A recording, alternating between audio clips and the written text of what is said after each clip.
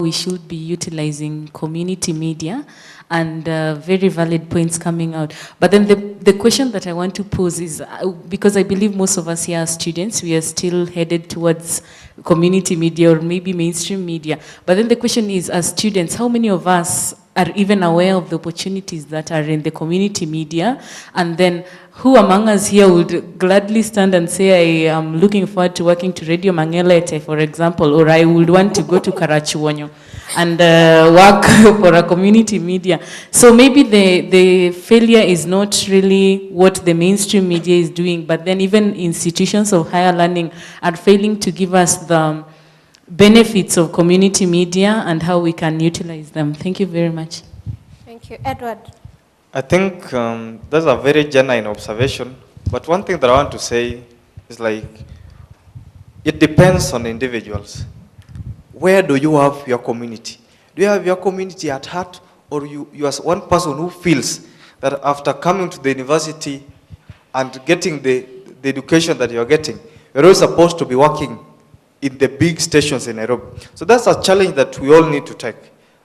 Someone like me, when the county government come, if the first radio or the community radio that will be opened there, I'll be ready to even go and offer my service free. Because at the end of the day, people who don't have information cannot think. People who don't think can never do anything constructive. They'll just be there. So it is a challenge that we need to take as students, that we need to go back and develop our societies through communication. All right, we have one more question. Hi, I'm Lydia Kazungu, Development Communication at the University of Nairobi. I think the idea is creating the media avenues for the youth, giving them the chance to participate. And I think the hindrance is when you come to the mainstream media, even though there is a bigger part of the youth participating, I think the hindrance are the merchants of impunity. And now we need to go back and try to at least get them out of the picture, because the merchants of impunity, that is, sorry, are supporting their own ideas. They want their own interests on the media. So getting them out of the picture will give the youth a bigger percentage of participation. We need to get rid of impunity first. Exactly. Please answer her. Let me just comment on what Lydia said. First of all, I don't see any day that all these people will go home at once. And she's saying something that is quite interesting, that the youth have been denied that space or the opportunity. What do we now do as the youth? I know of youths who have come together and have put up a community radio that is championing their own interests. So when we see that those people in the limelight, those people who want the mainstream media, those people who control these other stations, and all the channels of communication, don't want us to use the channels that are available, what do? We come up with a channel that we feel that as the youth can make us to be heard. Okay. So there's no day that all these guys will go home. They'll go, some traces will always remain to teach the people who are coming impunity. So it is the impunity in the system will always continue. But if we find a way that we start with it, look at what happened in Egypt and Libya. People never expected. For 40 years, then all of a sudden, when they saw in Egypt that it can be done, all of a sudden they came and it was done. So it must start from the willingness. Are we aspired?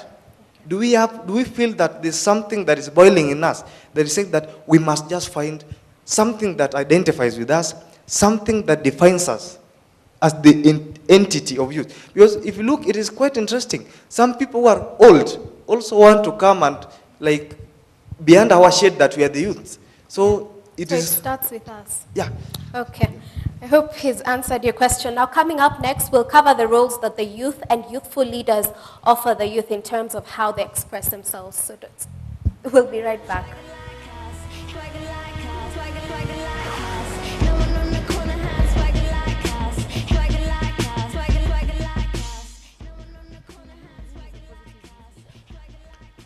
Positive youth leader. I would say Peter Kenneth. He is a man of his words. He's a man of integrity, and he keeps to his word. He does not say one thing and does something else. So yeah, I believe integrity is a very key aspect in leadership. To you, who would you say is a positive youth leader? Either general description or naming a person, and why? Right now, I'd say Peter Kenneth, because I've actually been to his constituency. There's a friend of mine whose shags is in his constituency. What he's done is really good. Like, they've paved the roads all the way from the main road to the outlet to that guy's homestead. He's paved everything, so I think he's done a really good job for his constituents. Okay. When do you ever think the freedom of expression is too much? When do people overuse it? Actually, people have been overusing it since the beginning of the world, so I don't think it's too much.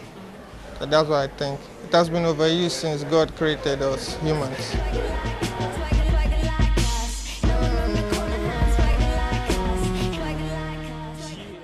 So welcome back to Skika. In our first segment, we discussed about the media avenues available to the youth, and now we want to cover the roles of youth and youthful leaders. Patrick, does the manner in which youth leaders express themselves affect the youth who try to emulate them?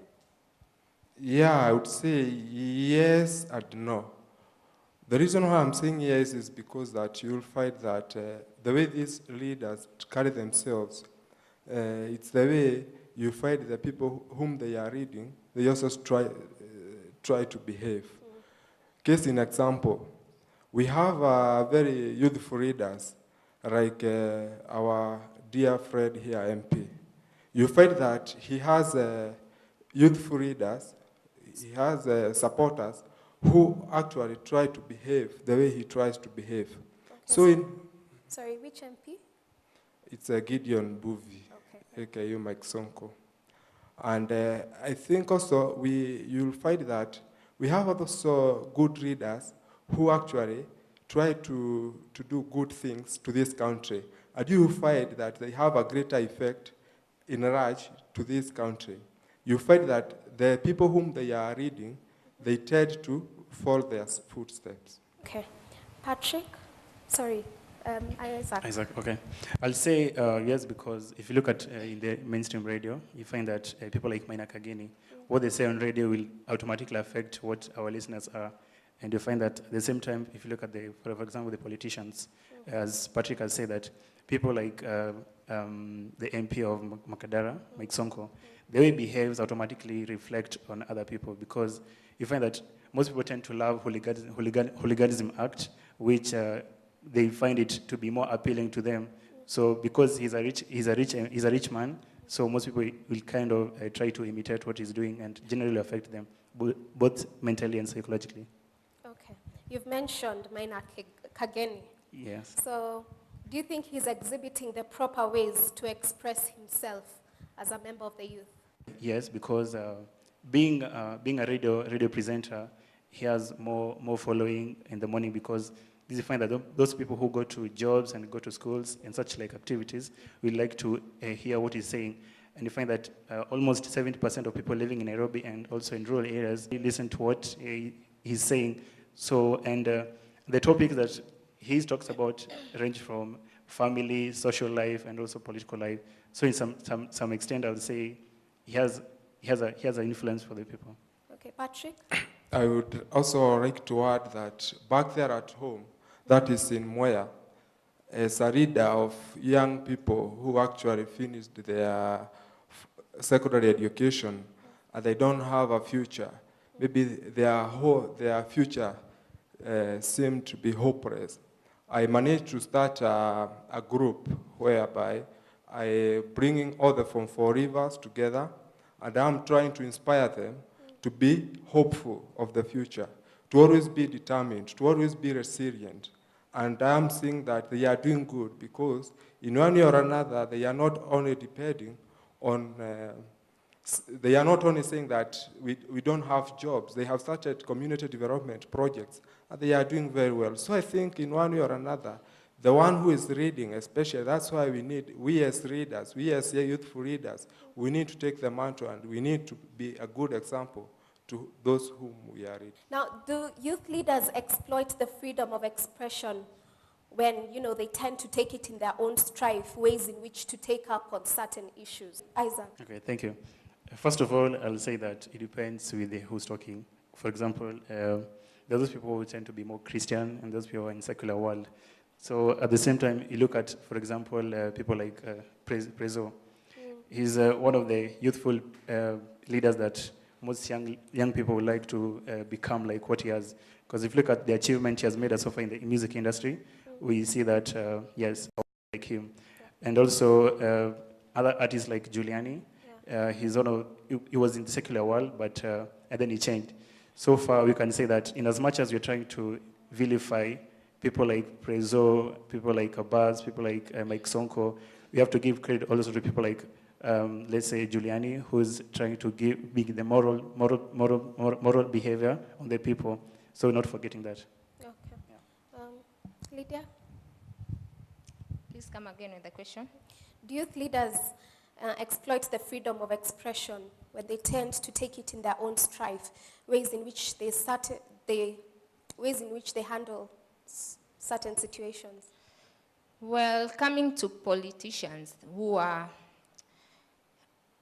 going back to Mike Sonko again, when these people are campaigning, they're actually looking for the youth to support them, promising them heavens, and using that freedom of expression to we are supposed to represent you guys in the parliament.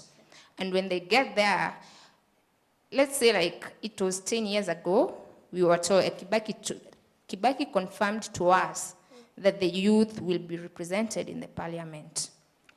Okay. 10 years down the line, he's about just to resign. And nothing of that has happened.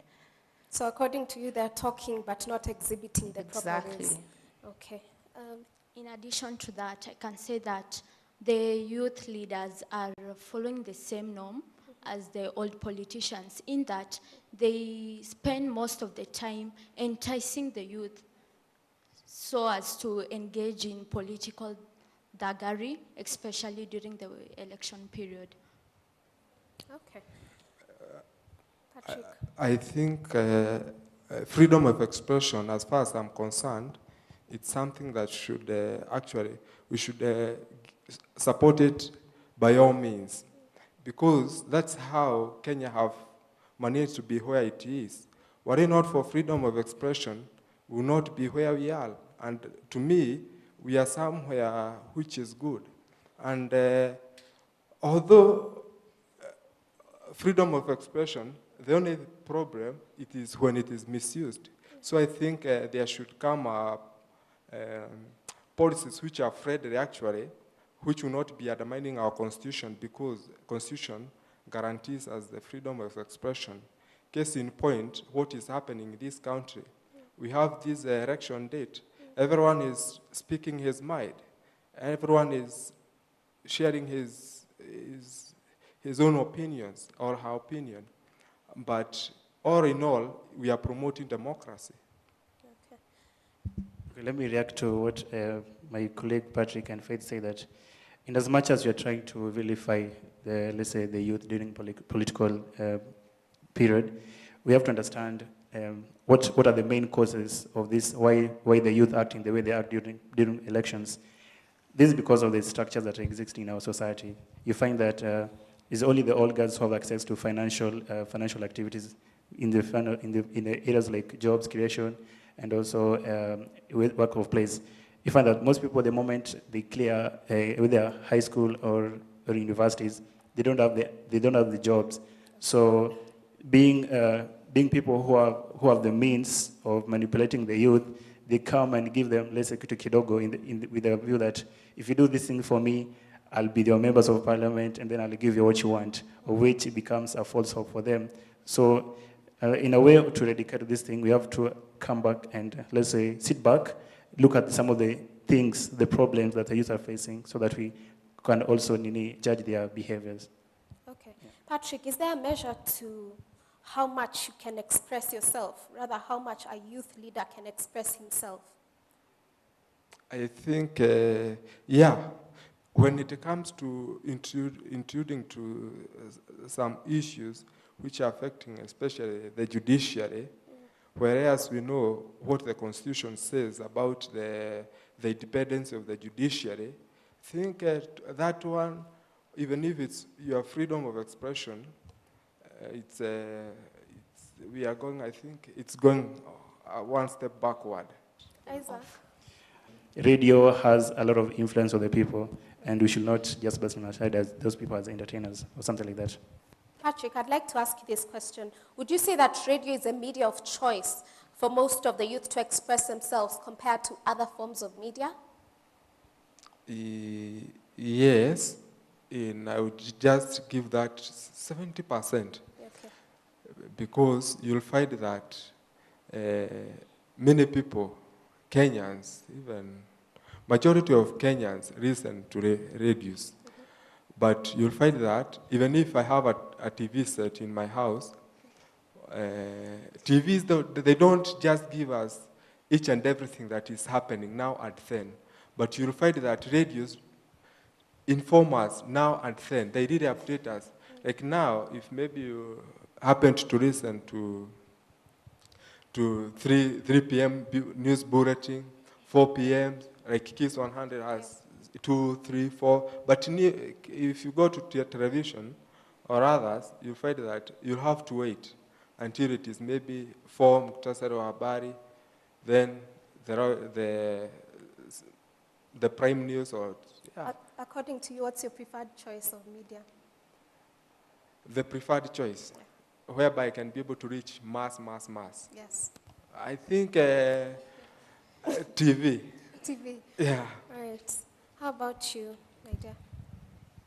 In my opinion, I can say that radio is not like the most effective way to reach the youth, or where a platform where like all issues affecting the youth can be addressed.